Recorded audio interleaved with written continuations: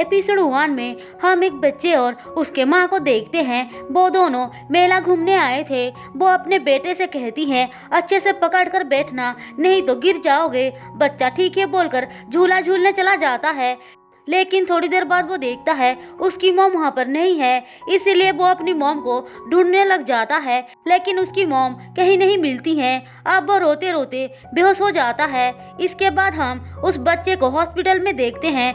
Doctor बताते हैं कि उस बच्चे को फेसलेस बीमारी हो गया है, जिस वजह से वो लोगों के फेस को देख नहीं पाएगा।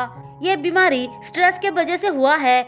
अब हमें कुछ सालों के बाद का सीन दिखाया जाता है। हम देखते हैं वो बच्चा अब बड़ा हो चुका है, जिसका नाम बीतिक है। यही है हमारी कहानी का हीरो, जो एक रिच हैंडसम सीईओ होता है, लेकिन उसकी फेसलेस बीमारी के वजह से वो किसी को पहचान नहीं पाता है। वो अपने एम्प्लॉयज को आई कार्ड को देखकर पहचानता था। अब सीन यहाँ पे शिफ्ट होकर हमें बीतिक के कजन ब्रदर नॉन को दिखाया जाता है। उसे थका हुआ देखकर उसकी मॉम बोलती है, तुम रात भर काम क्यों करते हो? बीतिक सीईओ है, उसे भी तो काम करना चाहिए। तुम कब तक अकेले सब कुछ हैंडल करोगे?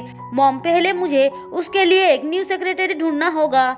पर उसकी मॉम उसे इतना हार्डवर्क करने से मना कर रही थी, जिनको वो अपनी प्यारी प्यारी बातों से मना लेता है। इसके बाद हमें इस कहानी की हीरोइन रीन को दिखाया जाता है। वो लोगों के घर फूड डिलीवर करती थी, लेकिन उसकी मॉम और ग्रैंडमा को ये बात पसंद नहीं थी, क्योंकि रीन एक टॉपर स्टूडेंट होने के बाद भी अभी तक जॉब ना करके फूड डिलीवर का काम कर रही थी। 2 साल हो चुके हैं उसे ग्रेजुएट हुए। रीन चुपके से उन दोनों की बातें सुन रही थी। फिर वो सैड होकर अपने रूम में चली आती है। थोड़ी देर बाद ग्रैंडमा उसके पास आती है और बोलती है, आज तुम्हारा इंटरव्यू है ना, इसीलिए मैं तुम्हारे लिए एक ड्रेस लेकर आई हूँ। फिर वो उसे ड्रेस देती हैं। रीन बोलती है, आपको ये सब करने की क्या जरूरत थी? ग्रैंडमा, आप अपने पैसे मेरे लिए बर्बाद मत कीजिए। ग्रैंडमा बोलती हैं, मैंने तुम्हारे लिए ही पैसे बचा कर रखे थे। रीन खुश होकर उनको गले लगा लेती है। अब रीन इंटरव्यू के लिए रेडी हो जाती है। दूसरी तरफ बीतिक के पास एक हाउसकीपर हॉट चॉकलेट लेकर आती है। बीतिक वो देखकर बोलता है, मैंने इस तरह से बनाने के लिए नहीं बोला था, इसे तुम यहाँ से ले जाओ। अब नॉन भी कंपनी में आता है, जिसके पास उसकी सेक्रेटरी यास आकर बताती है कि बीतिक ने कहा है कि उनको अभी के अभी एक सेक्रेटरी चाहिए।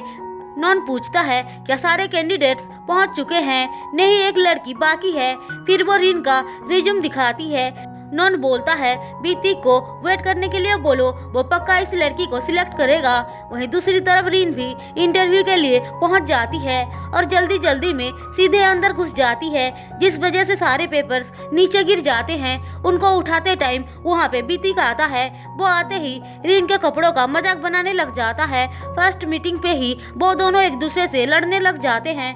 नॉन उसे रुकने के लिए बोल रहा था, पर वो नॉन स्टॉप रीन की इंसल्ट किए जा रहा था। वो कहता है, क्या तुमने चेक नहीं किया कि मुझे कितनी पढ़ी लिखी सेक्रेटरी चाहिए? रीन उसकी बातें सुनने के बाद उसकी कंपनी की पूरी हिस्ट्री उसके सामने बता देती है कि वो कब शुरू हुआ था, वहाँ पे क्या होता है।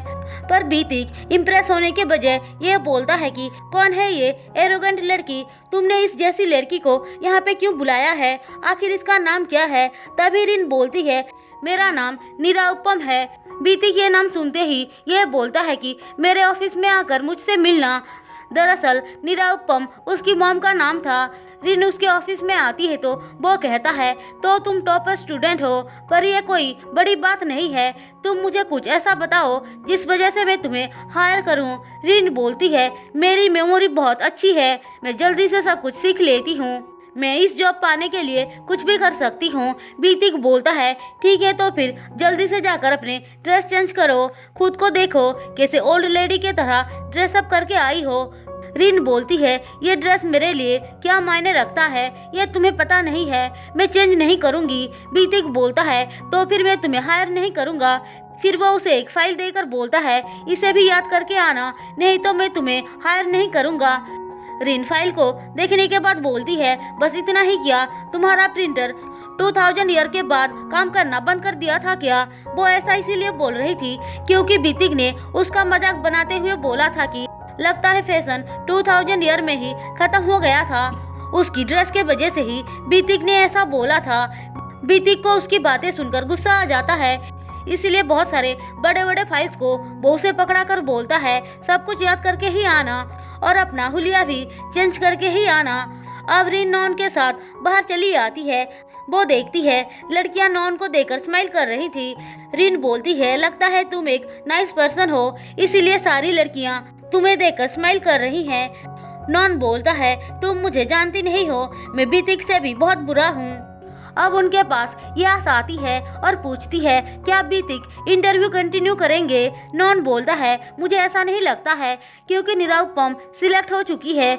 इसके बाद वो रिन का लुक चेंज करने के लिए लेकर आता है, पर रिन अभी भी मना कर रही थी। नॉन उसे समझाता है कि अपीयरेंस कितना जरूरी है। उसके बहुत समझाने के बाद रिन फाइनली मान जाती है, लेकिन नॉन जब उसके असली नाम से उसे बुलाता है वो शॉक्ड हो जाती है और बताती है कि उसकी मॉम ने बोला था कि नेम चेंज करने से उसे गुड लक मिलेंगे। पर यह बात तुम्हें कैसे पता चला? क्योंकि तुम हमारी कंपनी में बहुत बार अप्लाई कर चुकी हो, इसीलिए तुम मुझे याद हो। वैसे तुम्हारी मॉम को इस नाम के बारे में कैसे पता चला? ये एक अनकॉमन नेम है। रिन बोलती है ये मेरी मॉम की बेस्ट फ्रेंड का नाम है, लेकिन मैं उनसे कभी नहीं मिली। वैसे मेरा असली नाम मिरिन है। मेरी ग्रैंड माँ मुझे रिन कहकर बुलाती हैं। उन दोनों की बातें खत्म होने के बाद रिन का मेकओवर स्टार्ट हो जाता है। नॉन उसकी ड्रेस के साथ साथ हेयर स्टाइल भी चेंज करवा देता है। रिन जब घर आती है तो उसकी मॉम उसे देखकर बोलती है ये तुम्हारे बालों के साथ क्या हो गया? रिन बोलती है ये मैंने नहीं किया, मेरे न्यू बॉस ने किया है। फिर वो बताती है कि उसे जॉब मिल गया है, जिस वजह से तीनों बहुत खुश हो जाते हैं। रिन रात भर जगकर सारी फाइल्स के डिटेल्स को याद करती है। फिर वो अगले दिन ऑफिस आती है तो सब लोग उसे देखकर देखते ही रह जाते हैं। नॉन भी उसकी बहुत तारीफ करता है। रिन उनको हेलो बोलकर बीती के पास आती है, पर उस बेचारा तो फेसलेस बीमारी के वजह से उसका फेस देख नहीं पाता है। वो उसके पास आकर उसे स्मेल करते हुए बोलता है उस दिन तुमसे grill pork market place traffic की स्मेल आ रही थी, लेकिन आज तुम डिलीशियस स्मेल कर रही हो।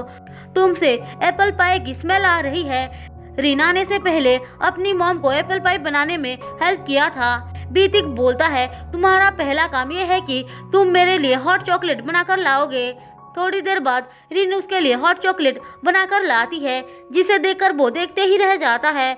वो उसे टेस्ट करने के बाद रिन से पूछता है तुमने ये कैसे बनाया, तुमने कहाँ से सीखा?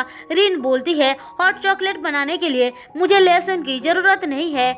तुम झूठ बोल रही हो, तुम जानती नहीं हो मैंने कितनी कंट्रीज घूम लिया है सिर्फ इसी फ्लेवर की हॉट चॉकलेट के वजह से, पर मुझे कहीं पर भी नहीं मिला। मैंने बहुत सारे सेक्रेटरी को भी हायर किया था, उनमें से किसी ने भी इस तरह से हॉट चॉकलेट नहीं बना पाया, पर तुम कैसे बना पाई? रिन बोलती है मैंने अपनी मॉम से सीखा है, लेकिन मुझे ये पता नहीं है कि उन्होंने कहाँ से सीखा था। दरअसल बीती की मॉम उसी तरह से हॉट चॉकलेट बनाती थी, इसीलिए वो इतना सवाल पूछ रहा था। वो रिन से रेसिपी पूछता है, लेकिन रिन बताने से मना कर देती है और बोलती है मैं तुम्हें ये प्रूव करके दिखाऊंगी कि हॉट चॉकलेट बनाने के अलावा मैं बहुत कुछ कर सकती हूँ। वो दोनों फिर से आर्ग्यूमेंट करने लग जाते हैं। बीतिक बोलता है मेरे लिए फिर से हॉट चॉकलेट बनाकर लाओ, अगर टेस्ट पहली वाली से अलग हुई ना तो मैं तुम्हें जॉब से निकाल दूंगा। अब रिन ड्रिंक बनाने के लिए चली जाती है। उसके जाने के बाद नॉन दो लड़कों को लेकर आता है, जिनके साथ बीतिक अपने न्यू ऐप के बारे में डिस्कस करता है, पर बीतिक की अजीब बातें सुनकर दोनों लड़के उसे एनोइंग बोल रहे थे, जो बात रिन सुन लेती है।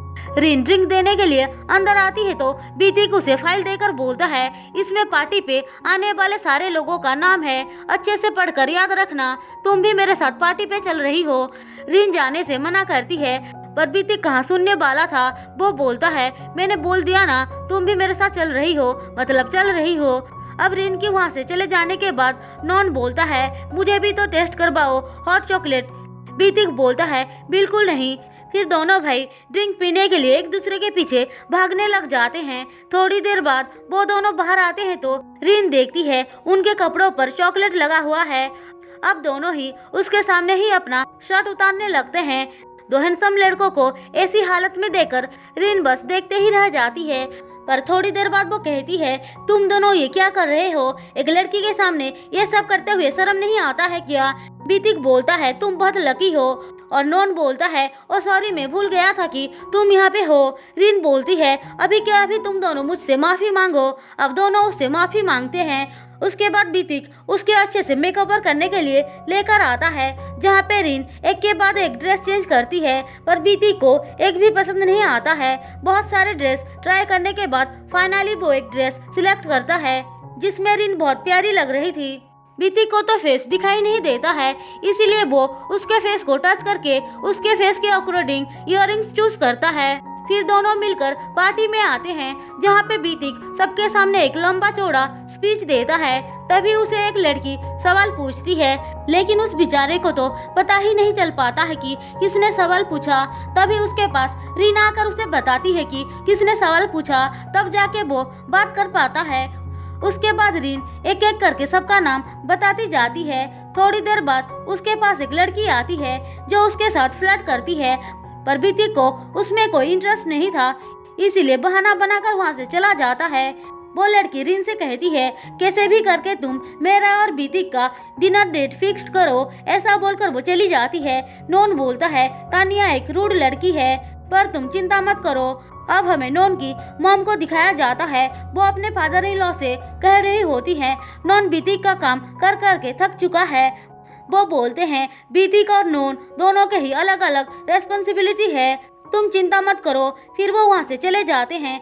दूसरी तरफ बीतिक सबसे दूर होकर एक जगह खड़ा हुआ था। तभी उसके पास रीना आती है। वो उसे देखकर बोलता है तुम कहाँ चली गई थी, तुम्हारा काम क्या है, भूल गई हो क्या। रिन बोलती है शायद तुम भूल गए कि तुमने ही मुझे उस रूड लड़की तानिया के पास छोड़ आया था। फिर वो उसे एक इन्वेस्टर के बारे में बताती है। अब वो लोग उससे बात करने के लिए जाते हैं और अपने न्यूयॉर्क के बारे में बताते हैं। नॉन उसे डिटेल्स में बताने जा रहा था, पर बीतिक उसे रोककर बोलता है रिन को एक्सप्लेन करने दो। उसे लग रहा था कि रिन कुछ भी बता नहीं पाएगी और सबके सामने इंसल्ट हो जाएगी, पर वो जब एक्सप्लेन करती है बीतिक हैरानी से देखते ही रह जाता है। इन्वेस्टर बोलती है तुम्हारी सेक्रेटरी तो खूबसूरत होने के साथ साथ टैलेंटेड भी है। सब कुछ सही चल रहा था कि तभी वो रिन की इयररिंग्स को देखकर उसके बारे में पूछती है।